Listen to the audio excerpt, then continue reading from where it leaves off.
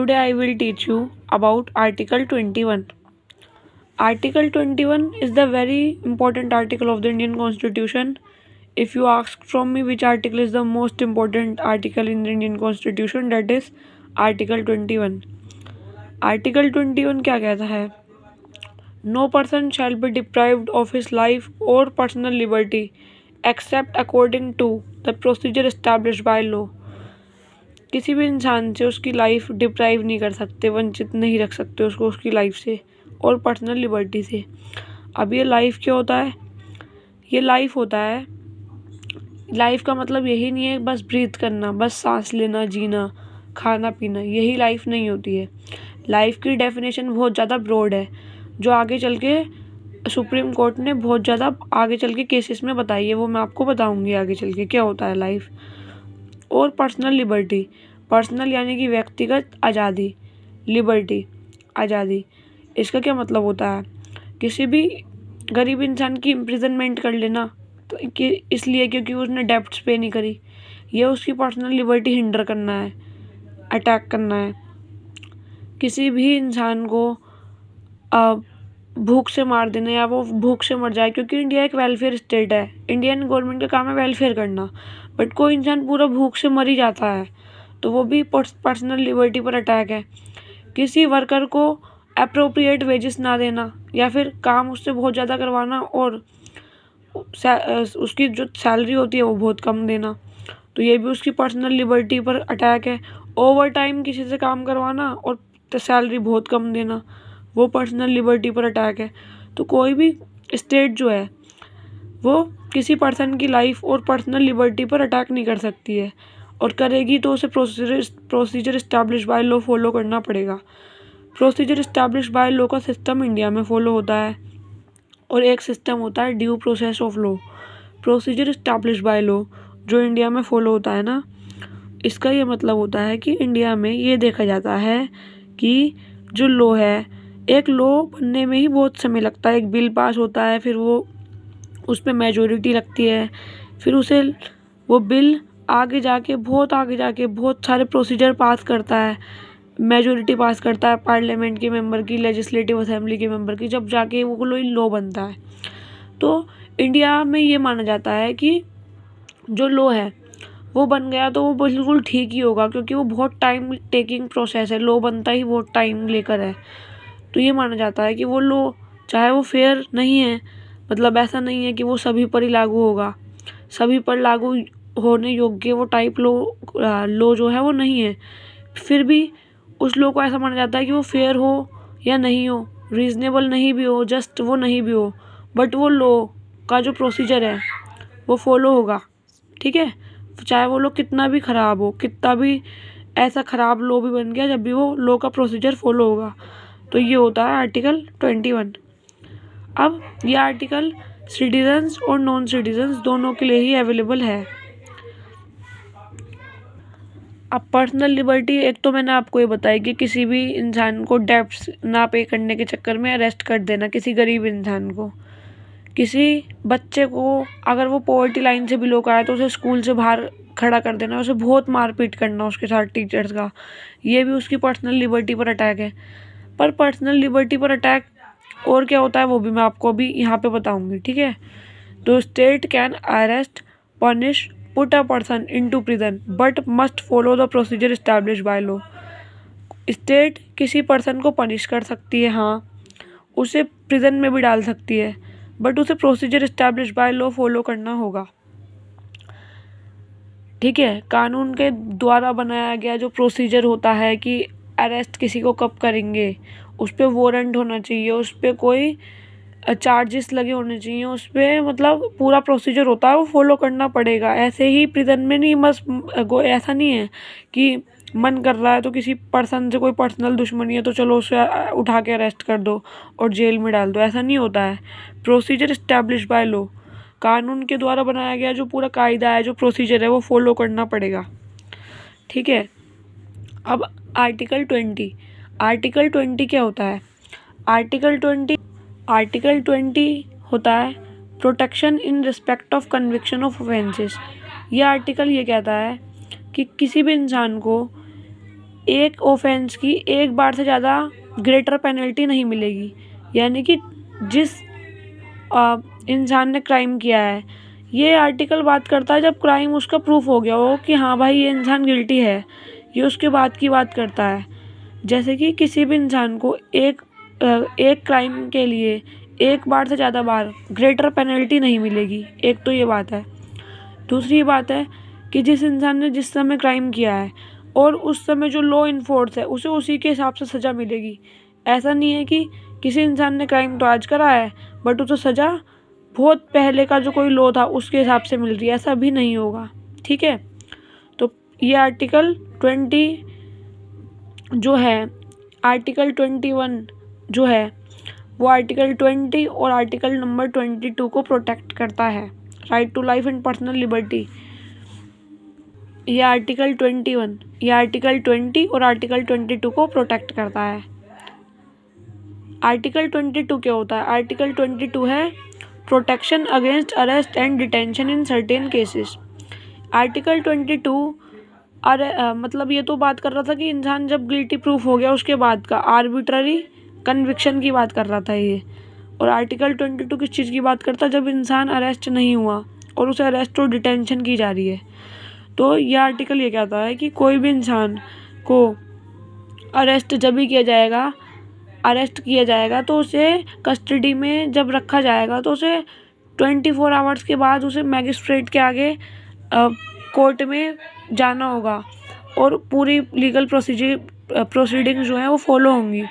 ऐसे ही नहीं अरेस्ट कर लेंगे और उसे पूरा ग्राउंड्स बताए जाएंगे कि उसे किस लिए अरेस्ट किया जा रहा है। ठीक है, तो ये होता है आर्टिकल 22 अरेस्ट एंड डिटेंशन का।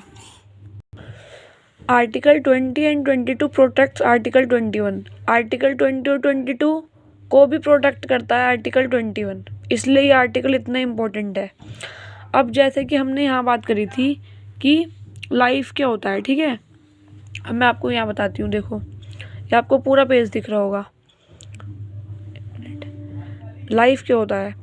Francis Corel मुलिन versus union territory of Delhi 1981 का केस है। इसमें सुप्रीम कोर्ट ने ये कहा था कि life in article 21 is not merely breathing. Article 21 में जिस लाइफ की बात हो रही है इसका मतलब यही नहीं है कि बस सांसें लेना, जीना। लाइफ क्या होती है? Life is living with choice and dignity. Choice और डिग्निटी से जीना, रिस्पेक्ट से जीना, सेल्फ रिस्पेक्ट से जीना, ये लाइफ होती है। ठीक है, अब मैं आपको इसमें थोड़ा ऐसे लीगल चीज़ें नहीं बताती हूँ, इसका बताती हूँ। देखो चॉइस एंड डिग्निटी क्या होता है? कोई इंसान है, उसे कुछ भी कपड़े पहनने का अधिकार है, उसकी खुद की चॉइस है। ठीक है, उसकी डिग्निटी, उसकी सेल्फ रिस्पेक्ट हम प्रोटेक्ट करेंगे। अब जो अनटचेबिलिटी का आर्टिकल है, आर्टिकल नंबर 18, वो भी प्रोटेक्ट करता है हमारा आर्टिकल 21, क्योंकि डिग्निटी तो हम यहाँ पे प्रोटेक्ट कर रहे हैं ना इस आर्टिकल में। Life is living with choice and dignity. अब किसी इंसान को आपने अनटचेबल कह दिया या फिर अनटचेबिलिटी प्रीच करी आज के टाइम में भी, तो वो भी तो उसकी डिग्निटी को हिंडर करना है ना, उसकी सेल्फ रिस्पेक्ट को हिंडर करना है। और चॉइस से जीना क्या होता है कि उसे थ्रू आउट द टेरिटरी कहीं पे भी मूव करने का अधिकार है। तो आर्टिकल 19 के जो राइट्स हैं वो भी आर्टिकल 21 ही प्रोटेक्ट करता है एक तरह से। तो यही तो होती है life is living with choice and dignity. हम अपनी मर्जी से, अपनी पर्सनल चॉइसेस से लाइफ जी सकते हैं, अपनी डिग्निटी से जी सकते हैं। जैसे कोई वुमेन है, उसके साथ डोमेस्टिक वायलेंस होता है तो वो केस कर सकती है। कोई मैन है, उसके साथ कुछ होता है तो वो भी कर सकता है। तो यही होता है life is living with choice and dignity. तो इन द गोपालन केस, अब इसके केसेस मैं आपको समझाती हूँ जो इस आर्टिकल से रिलेटेड है, आर्टिकल 21 से। एक केस है A.K. गोपालन वर्सेस स्टेट ऑफ मद्रास 1950 का केस है। सुप्रीम कोर्ट में इसने ये कहा था, सुप्रीम कोर्ट ने, कि लाइफ इज़ यहाँ की बहुत नैरो इंटरप्रिटेशन दी थी सुप्रीम कोर्ट ने। It held that the protection against article 21 is only against arbitrary executive action. कि आर्टिकल 21 जो प्रोटेक्शन देता है वो केवल आर्बिट्ररी एग्जीक्यूटिव एक्शन की देता है। एग्जीक्यूटिव कौन होते हैं? जो लॉ एग्जीक्यूट करते हैं। तो वो उन्हीं एग्जीक्यूटिव का कोई एक्शन होगा जिन्होंने लॉ इम्प्लीमेंट करा है, तो उस आर्बिट्ररी अगर उनका बेकार मतलब एग्जीक्यूटिव एक्शन होगा तो ही उन्हें प्रोटेक्शन मिलेगी, ये कहा था। ठीक है, तो this means that the state can deprive, तो इसका मतलब है कि जो स्टेट है, जो लेजिस्लेटिव होते हैं, जो लॉ बनाते हैं, तो वो राइट टू लाइफ और पर्सनल लिबर्टी ले सकते हैं, बट उन्हें और this is because the expression procedure established by law in article 21, क्योंकि आर्टिकल 21 में हमें क्या फॉलो करना है, प्रोसीजर एस्टैब्लिश बाय लॉ। अब भाई प्रोसीजर एस्टैब्लिश बाय लॉ यानी कि अगर इस आर्टिकल में ओनली आर्बिट्ररी एग्जीक्यूटिव एक्शन की प्रोटेक्शन मिलती है और आर्बिट्ररी लेजिस्लेटिव एक्शन की प्रोटेक्शन नहीं मिलती है, तो यानी कि लेजिस्लेटिव जिन्होंने लॉ बनाया है तो वो तो procedure establish by law follow करके ही तो लॉ बनाते हैं। वो एक लॉ ही इतना देर से बनता है लॉ बनाने वालों का, तो प्रोसीजर इस्टेब्लिश बाय लॉ तो ये देखता नहीं है कि कोई जो लॉ है वो अनरीजनेबल है, अनफेयर है, अनजस्ट है। यही तो मैंने आपको बताया था, वो नहीं देखता है। तो गोपालन केस में सुप्रीम कोर्ट ने बहुत छोटी जजमेंट दी। अब एक केस था Manika Gandhi case versus supreme court, Manika Gandhi case. ठीक है, इसमें सुप्रीम कोर्ट मैंने ऐसे ही बोला, 1978 का केस था ये। मनिका गांधी इंदिरा गांधी की कुछ डॉटर इन लॉ थी, इनका केस था ये। इसमें सुप्रीम कोर्ट ने इस जजमेंट को ओवर रूल किया, life is living with choice and dignity को। इसमें ओवर रूल करके सुप्रीम कोर्ट ने क्या कहा, एक वाइडर इंटरप्रिटेशन की आर्टिकल 21 की, therefore it ruled that the right to life and personal liberty of a person can be deprived by a law provided by the procedure prescribed by the law is reasonable, fair and just। यानी कि Manika Gandhi case में supreme court ने ये कहा कि भाई जो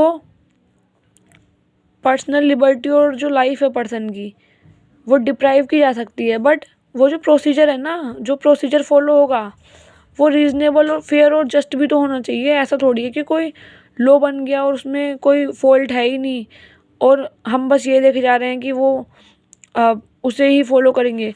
हमें ये देखना भी तो ज़रूरी है कि जो प्रोसीजर फॉलो हो रहा है, मतलब एक ऐसा लॉ भी तो बनना चाहिए जो रीज़नेबल और फेयर और जस्ट हो।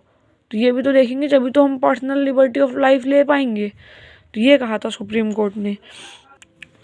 The court held that the right to life in Article 21 is not merely confined to animal existence। Court ने क्या जजमेंट दी मनिका गांधी केस में कि article 21, right to life in Article 21 is not merely confined to animal existence or survival, but it also includes within its ambit right to live with human dignity and all those aspects of life which go to make a man's life meaningful, complete and worth living।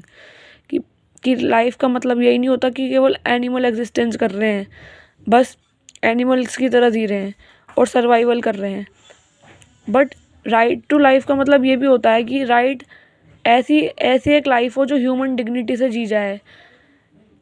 किसी इंसान के साथ violence होता है, कुछ भी गलत होता है, हैरेसमेंट होता है, तो वो अपने लिए आवाज़ उठा सकता है। और लाइफ में केवल यही नहीं होता है कि बस, और लाइफ का मतलब ये होता है कि सारे एरियाज उस इंसान की लाइफ को जो मीनिंगफुल, कंप्लीट और वर्थ लिविंग बनाते हैं वो ऐसी लाइफ जिए। ठीक है, अब पर्सनल लिबर्टी में क्या आ जाता है, पर्सनल लिबर्टी में आ जाता है health, shelter, food, free environment भी आ जाता है। किसी इंसान की हेल्थ अच्छी हो, इसलिए हमने पर्सनल लिबर्टी को प्रोटेक्ट करने के लिए गवर्नमेंट ने क्या सरकारी हॉस्पिटल्स खोले हुए हैं। और आयुष्मान कार्ड, ये जो आयुष्मान भारत जो स्कीम आई है ये भी है, ये पर्सनल लिबर्टी को प्रोटेक्ट करने के लिए ही है कि जो गरीब लोग होते हैं उनका एक हेल्थ का वो बनाते हैं जिससे वो फ्री इलाज करा सकते हैं। और शेल्टर है, शेल्टर मतलब रोटी कपड़ा मकान है ना, तो ये भी पर्सनल लिबर्टी में आता है। फ्री इन्वायरमेंट, हम अपना इन्वायरमेंट क्लीन रखें, हम चाहे जहाँ भी रह सकते हैं, कैसे भी इन्वायरमेंट में रह सकते हैं। एजुकेशन भी पर्सनल लिबर्टी में आता है कि इसके लिए भी बहुत सारा जो छोटे बच्चे होते हैं 14 साल से नीचे, उन्हें फ्री एजुकेशन दी जाए, ये आर्टिकल 21 का ए आर्टिकल है। और इन्फॉर्मेशन, राइट टू इन्फॉर्मेशन, हम कोई भी इन्फॉर्मेशन निकाल सकते हैं। राइट टू स्लीप भी आर्टिकल 21 में आता है, क्योंकि अगर हम किसी को सोने नहीं दे रहे हैं रात में, तो ये भी तो हम उसकी स्लीप डिस्टर्ब कर रहे हैं, तो ये भी तो उसकी पर्सनल लिबर्टी अटैक कर रहे हैं।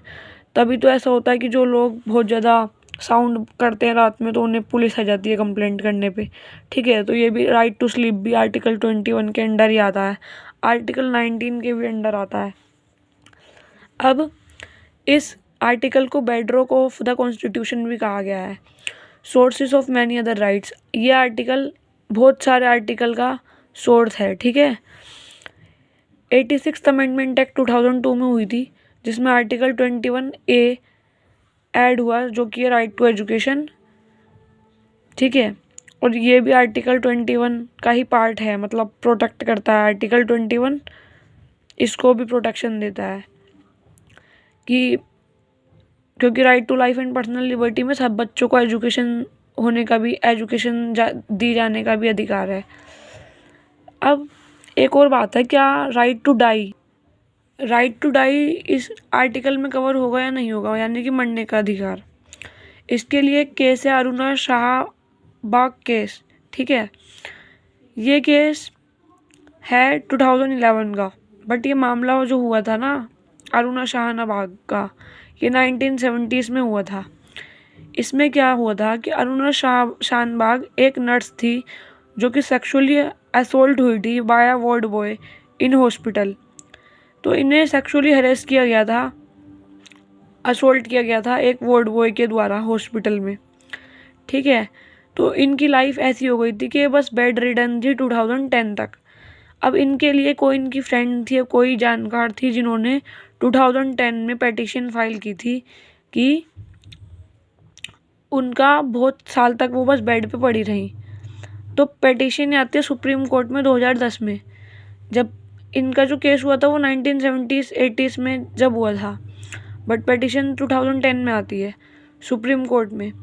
ये कहा जाता है कि जो अरुणा शाहबाग है वो बहुत साल से बेड रिडन है और उनकी लाइफ ऐसी हो चुकी है जो जीने लायक नहीं है। जैसे लोगों की ऐसी हो जाती है लाइफ कि बहुत साल से वो बस बेड रिडन है, बट बिल्कुल डिस्ट्रॉय हो चुकी है उनकी लाइफ, वो कुछ कर ही नहीं पा रहे हैं। तो पिटीशन आती है सुप्रीम कोर्ट में, जिसमें ये कहा जाता है कि इन्हें यूथनेसिया दिया जाए या नहीं दिया जाए। तो एक कॉन्सेप्ट होता है मर्सी किलिंग का, यूथनेसिया का। यूथनेसिया में क्या होता है कि ये सुसाइड से डिफरेंट है। सुसाइड में तो ये होता है कि कोई इंसान अपनी मर्जी से मर रहा है, बट यूथनेसिया क्या होता है कि जब कोई इंसान की तबीयत इतनी बिगड़ जाती है और वो बहुत ज़्यादा सालों से बेड रिडन होता है और बिल्कुल उसकी जो लाइफ होती है ना वो बिल्कुल वर्थलेस हो जाती है कि बस बेड पे पड़ा हुआ है और कुछ कर नहीं पा रहा, मतलब बहुत ज़्यादा डेथ टाइप की हालत है उसकी। तो ऐसे केस में अरुणा शाहबाग, जिन नर्स के लिए ये उनके साथ हादसा हुआ था, सेक्सुअली असोल्ट हुई थी वो, तो उनके किसी करीबी ने, जो कि वुमेन थी, उन्होंने ही पिटीशन फाइल करी थी कि इन्हें यूथनेसिया दिया जाए। अब मैं आपको ये बोल रही हूँ, इसका क्या मतलब होता है। Does right to die also include in right to life in article 21। Bombay high court ने इसमें नो बोला। यूथनेसिया क्या होता है कि the practice of killing somebody without pain who wants to die because he she is suffering from a disease that cannot be cured। एक इंसान को ऐसी बीमारी लग जाए जो कभी ख़त्म नहीं हो सकती, कभी क्योर नहीं हो सकती, जैसे इनको हो गई थी और ये बहुत सालों से बेड रिडन थी। तो इनका जो कोई जानने वाला था, उन्होंने जो पिटीशन फाइल करी, उन्होंने ये बोला था कि हमें सर आप एक एप्लीकेशन लिख दो कि हम इन्हें यूथनेसिया दे सकते हैं। इनकी हालांकि बहुत सारे नर्सिस ने इनकी केयर करी थी, बट जब ये सही नहीं हुई और बहुत साल बीत गए, 1970 से 2010 आ गया, तो इनकी लाइफ बिल्कुल ख़राब हो गई ऐसे बीमार रह के, और बीमारी से इनका डिसीज़ क्योर नहीं हुआ। तो बॉम्बे हाई कोर्ट ने बोला कि नहीं, हम नहीं लिख सकते। यूथनेसिया एक ऐसी कंडीशन होती है कि जिसमें कोई इंसान चाहता हो मरना, क्योंकि उसे एक ऐसी डिसीज हो जाती है जो कभी ख़त्म नहीं होती, तो वो मरना चाहता हो। तो बॉम्बे हाई कोर्ट ने इसमें नो क्यों बोला? देखो, क्योंकि इसमें हमें कैसे पता लगेगा कि उनकी ये चॉइस है, डिग्निटी है, उनकी ये खुद की चॉइस है मरना या नहीं है? क्योंकि अरुणा शाहनवाग जो नर्स थी, वो तो भाई कुछ बोल ही नहीं पा रही थी, कोमा में थी ना। ये तो बेड रिडन थी बहुत साल से। हमें कैसे पता लगेगा कि इनकी चॉइस है और डिग्निटी है या नहीं है, इनकी चॉइस है इस मरने में या नहीं है? तो इसलिए सुप्रीम कोर्ट ने कोई भी यहाँ पे जजमेंट नहीं दी और उन्होंने एप्लीकेशन नहीं दी। फिर आगे चल के पैसिव एथुनेसिया दिया जा सकता है। कोर्ट ने ये बोला था कि पैसिव एथुनेसिया क्या होता है कि intentionally letting a patient die withholding artificial life support such as ventilator और फीडिंग ट्यूब। किसी इंसान को वेंटिलेटर ही ना दो, या फिर जो कभी कभी लोग फीडिंग ट्यूब के ज़रिए खाना खाते हैं तो उन्हें वो ही ना दो, तो वो इंसान तो मर ही जाएगा। तो पैसिव एथुनेसिया किया जा सकता है, बट ये एथुनेसिया नहीं किया जा सकता कि किसी इंसान को जानबूझकर मार देना। हमें कैसे पता लगेगा कि इन नर्स की चॉइस थी इस मरने में या नहीं थी? ठीक है, तो हमें चॉइस क्लैरिफाई नहीं हुई। फिर आगे चल के ना एक और केस आता है जिसका नाम है common case versus union of India. ये 2018 में आया था। ठीक है, इसमें एक कॉन्सेप्ट निकल कर आया था लिविंग वेल का। ये लिविंग वेल क्या होता है? लिविंग विल का कॉन्सेप्ट क्या होता है? A patient who has serious illness. अब इस लिविंग विल का एक कॉन्सेप्ट ये कहता है कि एक इंसान है जिसे कोई बीमारी है और जिसकी ऐसी बीमारी है, वो इंसान भी जानता है कि मुझे बहुत ज़्यादा ऐसी बीमारी है जो क्योर नहीं हो सकती। अब उसका आगे चल के ट्रीटमेंट होने से पहले ही वो इंसान लिख कर दे दे कि हाँ, जो मेरा डिसीज़न है कि मुझे, जैसे ये एथुनेसिया वाला डिसीज़न है कि मुझे अगर मेरी बीमारी ऐसी हो जाए कि मैं बस जी ना पाऊँ, तो मुझे एथुनेसिया मतलब मुझे मार दिया जाए या मुझे किल कर दिया जाए। तो वो इंसान, जो बीमार इंसान है, वो खुद लिख कर देगा कि हाँ, एडवांस में वो लिख कर देगा। A living will or an advance narrative is a document that a person can execute in advance explaining his or her wish about withholding and withdrawing medical treatment. Living will एक ऐसा narrative होता है, document होता है जिसमें मैं बीमार हूँ तो मैं खुद लिख कर दूंगी कि अगर मेरी लाइफ में ऐसी कोई सिचुएशंस आती है कि मैं कोमा में चली जाऊँ या फिर मेरे को कोई सीरियस इलनेस हो जाए, तो मेरा लाइफ का मेडिकल ट्रीटमेंट वहीं रुकवा दिया जाए और विदहोल्ड कर दी जाए मेरी लाइफ, मुझे कोई ट्रीटमेंट ना दिया जाए। तो इस कंडीशन में जो इंसान लिख कर देता है ना, तो वो अपने किसी नॉमिनी को देता है, तो उसका नॉमिनी डिसाइड करता है। इसमें जो नॉमिनी होता है ना, वो खुद लिख कर देता है कि मेरी लाइफ इतनी ख़राब हो जाए तो मेरा आप ट्रीटमेंट रुकवा देना। तो उसका नॉमिनी डिसाइड करता है पेशेंट का कि उसकी लाइफ का सपोर्ट रुकवा देना चाहिए और ट्रीटमेंट कंटिन्यू करना चाहिए। तो ये लिविंग वेल का कॉन्सेप्ट आया था। तो टोटल बात यह है कि राइट टू डाई आर्टिकल 21 का पार्ट है नहीं है, तो अभी भी नहीं है, ये नहीं है, अभी भी नो ही है। मतलब ये जो राइट टू डाई है अभी भी आर्टिकल 21 का पार्ट नहीं है, बट ये लिविंग विल का कॉन्सेप्ट हो सकता है, मतलब ये एग्रीड है। तो ये वीडियो मैं यहीं स्टॉप करती हूँ और आपको अच्छी लगी हो और समझ आया हो आर्टिकल 21, तो मैं इस चीज़ पे और भी वीडियोस लाऊंगी जो GS टू पॉलिटी के इम्पोर्टेंट टॉपिक्स हैं और जो सभी के लिए यूज़फुल हैं, वो सारे टॉपिक्स मैं अपने चैनल पे लाऊंगी। आप लाइक करना, शेयर करना और सब्सक्राइब करना मेरा चैनल को। Thank you for the watching.